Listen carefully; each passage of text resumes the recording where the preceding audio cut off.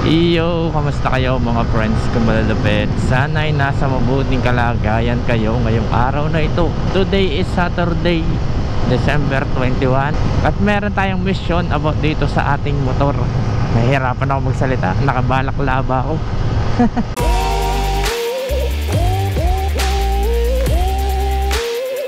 May mission tayo dito sa ating motor. Punta tayong Lemery para magpapalit tayo ng gulong. Kasi nga ang gulong natin ay malapit nang mapudpod. Prevention is better than cure, diba? Ika nga. Kesa naman intayin pa natin na masabugan tayo ng motor or mag-slide ang motor natin dahil pudpud na ang aking gulong. Papalitan natin ng mas maaga.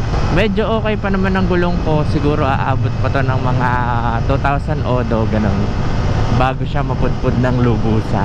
Matagal-tagal pa ang itatagal ng motor na to. Kaso nga lang, syempre alam mo naman, maganda talaga i-prevent mo yung mga bagay na baka makapagdala sa'yo ng disgrasya.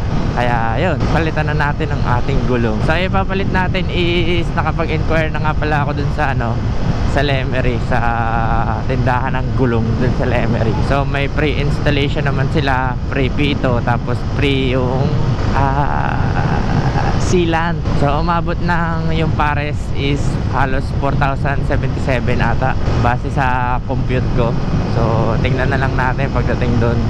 Galing nga pala ako dito sa Tuwi, kaya medyo iba yung daan natin ngayon. Iba yung makikita nyo sa kalsada ngayon, hindi yung laging puro kalakalang. Galing akong Tuwi kasi may bago na naman tayong hulugan. Pagkataas ng motor ko, may bago na ulit tayong hulugan. Pero hindi na siya motor. Hindi na siya motor. Ano na siya? Investment. Kailangan nating mag-invest para sa ating future. Ano siya? Life investment siya. At first day or first month ng hulog ko doon. Kaya let's go. So ngayon pupunta na tayong Lemery. Diretso na tayo para makauwi rin tayo maaga. Today ngayong oras ay 8:36 ng umaga. So baka makarating tayo ng Lemery ng alas 9 or mga 9:30. Bilis lang naman yung papalitan lang naman ng goma ang aking gulong. Ang napili ko nga palang size mga friends is 170 by 17. Tapos ang likod ay 130 by 60 by 17. Yun yung pagkakatanda ko. Titingnan pa rin natin mamaya pagdating doon. May nakikita nga pala ako sa mga friends, sa mga Facebook, sa TikTok, yung mga debate about sa pagpreno. Ang daming nagko-comment na mas maganda daw yung preno sa likod kaysa sa una ang gagamitin. Ang iba naman, mas maganda yung preno sa una kaysa sa likod na gagamitin. Para sa akin naman, nakisawsaw no? Ayun na lang naman nanahimik Hindi naman sa nakikisawsaw. Gusto ko lang din mag-share ng opinion ko about doon. Tsaka most of the professional drivers nga is ang ginagamit nila is yung preno sa unahan. Kasi mas controllable nga naman ang unahang gulong kaysa sa likod. Kasi pag nag-skid yung unahan mo sa gulong mo sa unahan, mas madali siyang kontrolin compare mo pag nag-skid yung gulong mo sa likod. Gewang-gewang yan. Pero depende pa rin sa sitwasyon. Kasi kunyari ang tulin ng takbo mo, kunyari matulin takbo mo, tapos pepreno ka, kailangan mo mereno kasi may emergency braking, ganon. Ako ang ginagawa ko doon, pepreno ako ng malakas sa likod para mag-slow down yung motor ko. Tapos yung pang full stop ko is yung preno ko sa una. Hindi siya sorry hindi siya sabay na sabay baga. Never kong pinagsabay ang preno ko na yung talagang full preno, yung talagang pigang-piga.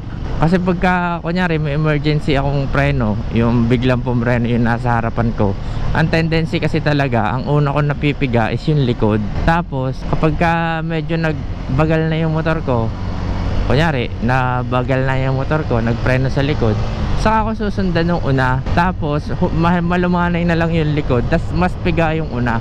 Para bang kunyari pepreno ka sa likod para bumagal yung ikot ng gulong mo sa likod, para hindi na siya mag-accelerate ulit. Tapos gagamitin mo yung preno mo dito sa una para mag-stop yung gulong mo sa una. para hindi na siya dumiretso. So parang masasabi ko suporta talaga yung preno sa likod, pang suporta. Kasi gaya nito, ang iba kasi natatakot gumamit ng preno sa una kasi nga daw pag nabigla nilang gano'n, yun o, gaya nun, pag nabigla nilang gano'n yung preno, maglalak, sesemplang ka. Syempre, gagamitan mo rin ng tigas ng braso mo. Hindi naman, basta matigas ang braso mo, hindi ka naman sesemplang eh. Wag lang talaga yung ano, talagang biglang bigla. Kasi sa tagal ko na rin naman nagdadrive, ilang taon ko na ba dinadrive tong sa snow, 2 taon na mahigit, mas gamit ko talaga yung preno sa una. Ginagamit ko lang talagang ang preno sa likod kapag ka yung ano talaga, emergency braking, yung kailangan talaga ng suporta ng preno sa una. Pero pagka wala, yung mga simpleng preno lang, tapos yung medyo, kahit yung medyo bilis ka, tapos kailangan mo talaga magbagal, preno sa una talagang ginagamit ko lagi. Hindi ko rin alam kung bakit. Tanggalin ko na nga itong balaklaban na to sa, ano, sa bibig ko. Nahihirapan ako eh. Pang ano na lang siya, pang ulo, para hindi siya, tawag doon, para hindi magpawis. Mas gamit ko talaga ang preno sa una, mga friends. Para sa akin palagay, the best ang preno sa una. Kaya wag kayo matatakot, pag-aralan nyo. Kasi dapat araw-araw may natututunan ka sa pagmumotor. Hindi porket yun na yung alam mo, dapat doon ka na lang. Lalo na kapag ka nagbabiyahe ka ng mahaba, ganyan, yung araw-araw ka talaga bumabiyahe, araw-araw ka nagpapabalik-balik sa trabaho mo. Ako talaga mas prefer ko yung ano, preno sa una. Wala nung natutunan ko siyang gamitin. Kasi dati ako ganun din naman ako eh. More on preno sa likod din ako dati eh. Lalo na dati nung mga drum brakes drum brakes pa yung preno natin, no. Mas prefer ko yung preno sa likod kasi nga dati, sabagay, dati naman kasi sa drum brakes, mas maganda gamitin yung preno sa likod kasi hindi siya nakapit, 'di ba?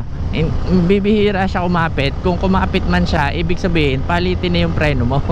Yun lang yung possibility na kumakapit yung preno o kaya sobrang init na ng drum brake mo. Pero ngayon sa disc brake, isang piga mo lang talaga, isang maling piga mo lang talaga na bigla, kakapit talaga yan eh. Kasi nga sobrang lakas ng preno ng disc brake, mga friend. Kaya mahirap umasa ngayon sa preno sa likod lang. Kaya kailangan mong aralin na magpreno sa likod simultaneously sa una. Kaya wag kayo matatakot, mga friend, sa preno sa una. Kakampi natin yan, hindi natin yan kalaban. Kung tutuusin nga, mas masarap akong gamitin ng preno sa una kaysa sa likod kasi malakas yung preno niya eh.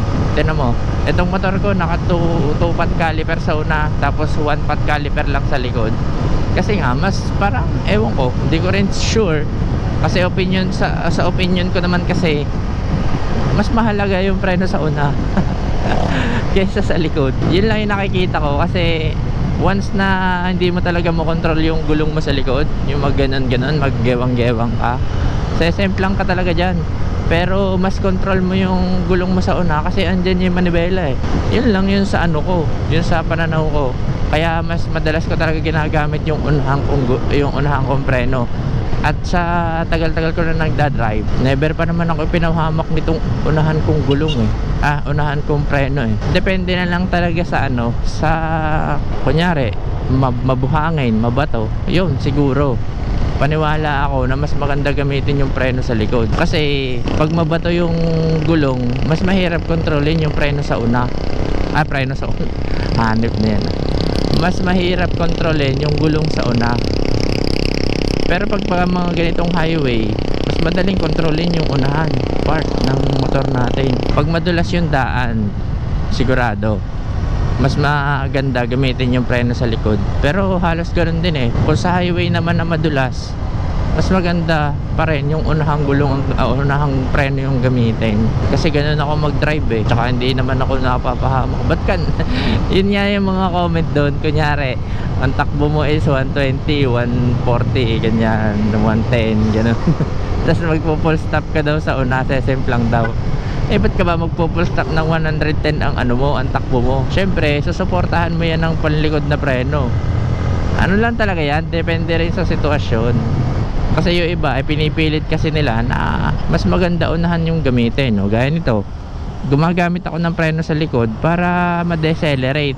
Pero yung pang full stop ko is yung unahan. Yun, ganun lang naman yan kasimple. Pag-aralan nyo lang mabuti, aralin nyo lang, tansyahin nyo yung kapasidad ng motor nyo, tansyahin nyo yung kapasidad ng preno nyo, at pag-aralan nyo mabuti. Safe driving lang tayo. Kunyari ito, Oh, engine brake, tapos preno sa una.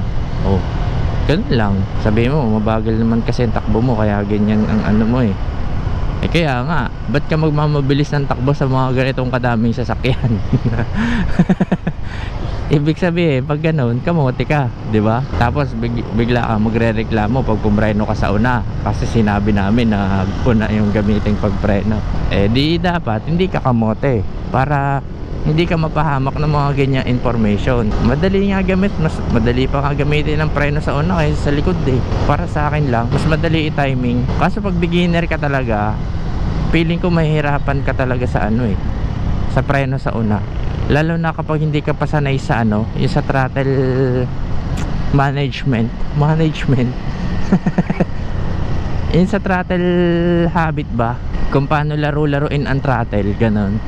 Kasi ang tendency niyan, minsan ang iba, kunyari beginner ka, tapos pepreno ka sa una, minsan kasi napapasabay pa rin yung ano eh, preno sa una tsaka yung silinyador, kasi nga tense yung katawan, hindi nagpa-function ng maayos. So sobrang ang tense ng katawan, hindi na siya nagtutugma. Parang dapat ibalik mo yung silinyador pero hindi mo na nagawa kasi na-tense ka, panic ka.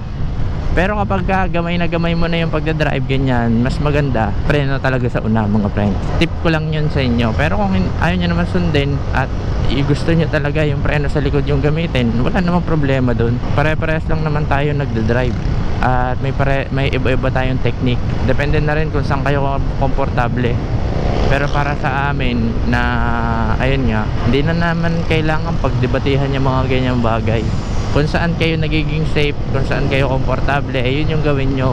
Pero sinasabi ko sa inyo na huwag nyong i-stack yung knowledge nyo sa mga ganong bagay. Kailangan nyo rin mag-adapt. Parang kailangan nyo rin mag-adapt dun sa iba't ibang bagay na hindi nyo pa nalalaman.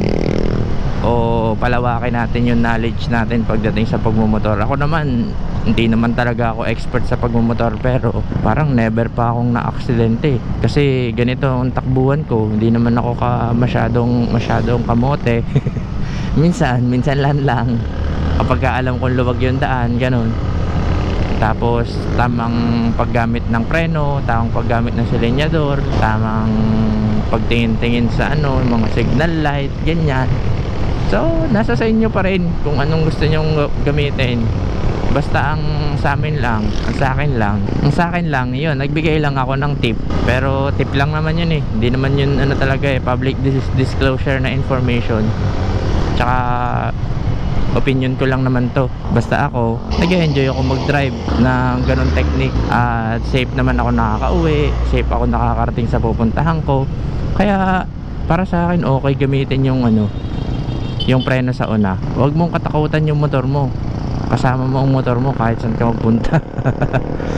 Aralin mo lang siyang mabuti, pakiramdaman mo lang siyang mabuti, at wag balahura mag-drive. Ganun lang yun. Tutuloy pa ba ako?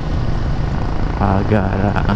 Ayoko na kasi nitong IRC. Ang dulas kasi nito kapag katag-ulan. Ginagamit kasi ng tatay ko tong motor na to kapag minsan pag kahit ano, basaan daan eh. Madulas siya pag naulan, tapos pudpud na rin yung gulong ko. Di lalo nang madulas. Agara naman, naambong. Kaya to. Hanip na yan. Parang bago ako makarating ng Lemery, basang-basa ako ah. Bakit naman namulan? Mabibinyagan na nga yung gulong. Tila na. Sana hanggang doon. Tuyo na din eh. Doon lang pala naulan eh. Hanip na yan. Para daw hindi mabanas ang biyahe. Nga naman. Kayo naman. May paparating nga rin pala akong pyesa. Magpapalit na rin ako ng suspension sa likod. Wala akong mabiling mura-mura, kaya TRC yung binili ko. Magti-TRC tayo na suspension sa likod. Baka ang dating niya is ano pa, bukas pa. Estimated delivery 22 to 24 eh di sana dumating siya bukas para sa Lunes, o kaya kahit bukas siguro maipakabit para bago kami bumiyahe papuntang San Jose, Padre Garcia, Padre Pio, okay na. Kasi pupunta kami bukas sa ano sa Padre Pio, sisimba, tapos pupunta kaming Padre Garcia para pumunta dun sa pailaw nila, tapos pupunta ulit kaming pupunta rin kaming San Jose para makita yung yung fountain na nailaw. Tapos ang pinakahuling destination namin is Taal, pailaw sa Taal. Ayun mga friends, yun yung gala namin bukas. Kung gusto niyo sumama, let's go. Punta tayo doon. Magyayaya ako. Pero ang kasama ko kasi pamilya ko hindi kami, I mean siya tsaka gabi. Pero kung makakapunta kayo ng ganong kita-kits tayo doon So yun mga friends, balitaan ko na lang kayo pag malapit na ako doon Let's go. So yun mga friends, andito na tayo sa Centro Mall Lemery at malapit na tayo Salamat po. Malapit na tayo. Dediretsuhin lang natin to, tapos bago tayo sumapit ng tulay na Palanas makikita na natin yung tindahan ng gulong.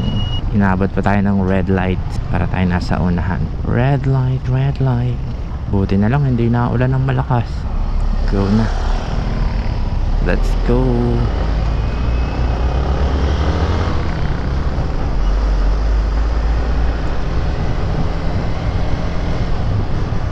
Pakaramdam ko sa motor ko, nagihod-gihod na talaga siya yung gulong niya. Ang niya na gamitin, parang basta yung alam niyo naman yun parang na-slide ba, ang dulas. Nakakatakot din. Sige boss. Ito yata yan. Guisha. Ito ba yun?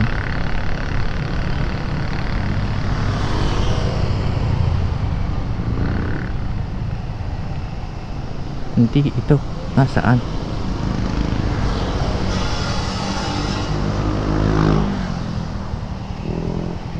Alam mo yung Quisha tire. Saan yun? Teka, abanti tayong konti. Baka nandun sa pagkalampas Katabi daw ng tulay Iba naman yung pangalan. Tire 1 naman na nakalagay.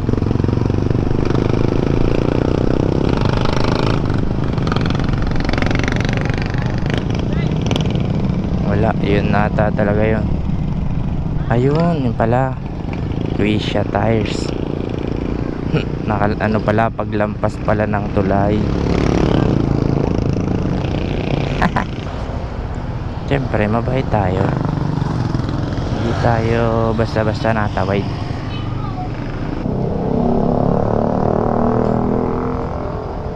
Ang ganda ng mga magso.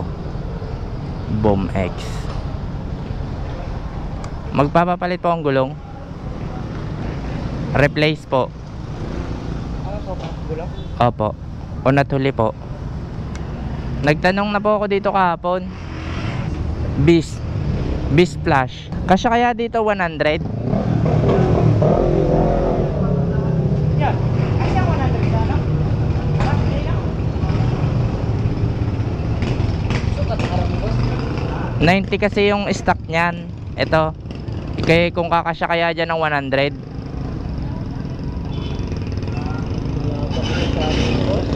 Pa. Malapad na yung 100. Baka sumaya dito. Sa bagay. Kasi yung baka sumayan. Buti na lang yung Pero yung sa likod kaya ng 130. ano ba ang boss? 130. 130. Kasi to 130. May 90 kayo ng ano? 90 by 80. Meron. Sa quick card tsaka sa business. Ayun, bis na lang. 90 sa una, 130 sa likod. 90 sa una, tapos 130 sa likod. So yun mga friends, pa-replace tayo ng gulong. Hindi daw kasya ang 100, kaya 90 na lang. Tapos dito sa likod 130. Let's go. Yo mga friends, kung malulupet, bago na ang ating gulong, nakakondisyon na, pwede na ulit ilong ride. Alwan, tumaas ulit ang motor ko. Tumaas ulit ang aking motor. Ang pinalagay ko na ay 90-80, tapos sa una, tapos 130 70 sa likod. Pinataba ako ng konti yung likod. Sobrang kapit. Ang kapit ng ano. Ang kapit pala nito kapag bago. Ang ano, medyo awkward yung combination pero okay naman. Siguro po pwede naman to sa bangkingan. O baka naman talagang nag-ano lang yung aking handling gawa ng ball race. Nakakalso sa gitna. Kasi pagka inihihilig siya, yun inililin ng konti, para siyang nag-i-stack ba, nag-iba yung handling. O baka talagang tumigas lang talaga yung ano ko, yung handling gawa nga ng ball race. Mamaya papakita ko sa inyo itsura ng 130 sa stock na mag. Grabe yung Aerox, oh. Naka RCB, oh. Naka RCB na ano, dalawang shock, oh.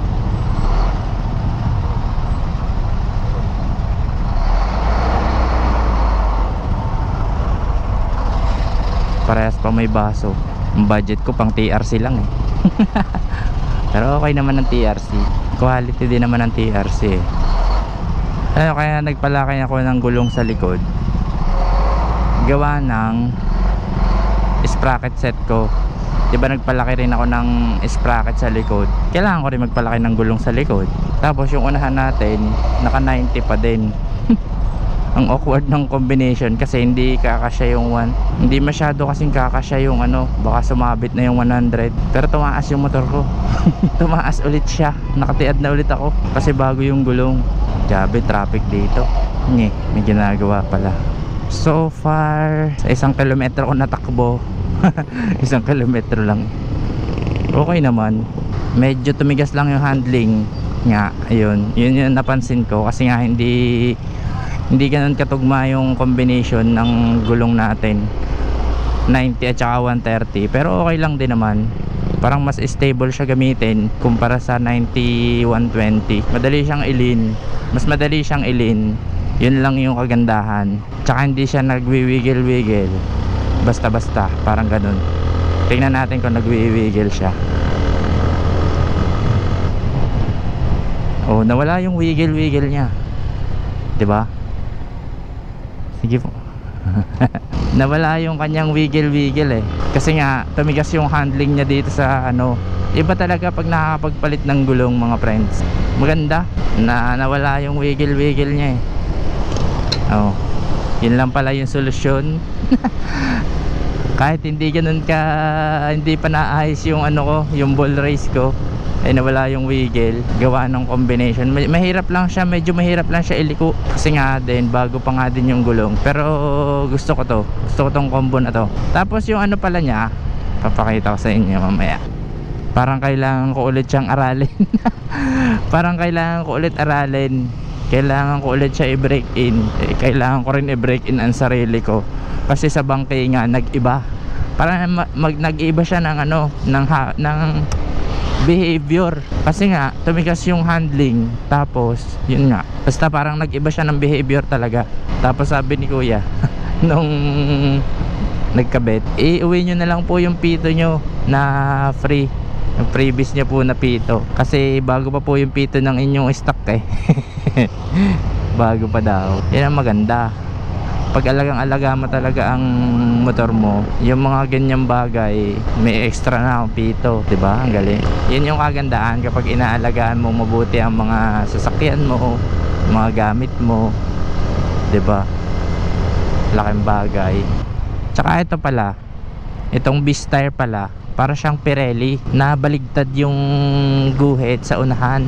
Kapag ka nasa yung unahang gulong, palikod yung kanyang guhit, hindi siya paayon sa takbo. Yun yung rotation ng gulong na to. Kasi nga, ang unahang gulong is ginagamit lang pang navigate at saka pang preno. Kaya mas makapit kapag pa ganun siguro. Yung ganun yung pinalagay ko kasi dun mas safe eh. Yung iba daw ang pinapalagay nila is pabaligtad, yung parang sa rear. Kasi ang rear parang kadaba, 'di ba? Natural ganun yung takbo. Ay ang unahan, pang preno kasi ang unahan. O 'di ba? Nagtugma yung sinabi ko na mas maganda gamitin yung preno sa unahan dun sa gulong. Kasi nga pang stop yung una, yung huli pang accelerate. Sarap ulit gamitin ng motor ko, parang bago. Gawa ng gulong. Iba talaga pagka nakakapagpalit ng gulong eh. Kaya talaga kailangan talaga nating i-treat ang motor natin kasi sa 2 taon ko na pagbiyahe gamit ang motor na to, wala pang nangyayari sa akin masama, diba? Ganyan. Tabi tayo dito, papakita ko sa inyo. Pwede yata dito tumubi. Medyo mababa nga lang, parang lalapat na. Ito ang likod natin, oh. Beast tire 130. Yan, 130 yan. Tapos itong una ay 90 80. Yan, baligtad daw. Papaganon, no? Papaganon. Hindi siya papaganon kasi nga pang preno ito. Yan na itsura niya. Bagong gulong natin. Oh, di ba? Goods. Good deal. Ang taas niya. Medyo ano na ulit ako dito. Nakatiad na ulit ako. Tip to na ulit ako dito. Ayun mga friends, okay naman siguro tong Beast tire. Magtatagal naman siguro to sa akin kagaya nung IRC, or siguro mas mabilis siya maubos kaysa sa IRC.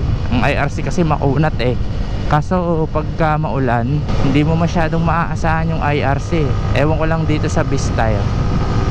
Tetestingin din natin. Siguro naman magtatagal din to sa akin eh. Mga 2 taon ulit. Sana. Kaso siguro this year or sa mga sa susunod na taon, maano na ako eh, mapapadalas yung pagra-ride. Sa inyo lang mga friends, kung umabot ka dito sa part ng video na to ay maraming salamat. At kung nagustuhan mo tong content na to at gusto mo pa makakita ng mga ganitong content sa mga susunod na panahon, eh subscribe ka na at i-hit mo yung notification bell para ikaw yung kauna-una makakakita na ako'y nag-upload. So yun lang mga friends, maraming salamat. At may konti lang ulit akong paalala na maghinay-hinay kasi may naghihintay sa ating bahay. In English, don't drink and drive. Peace yo.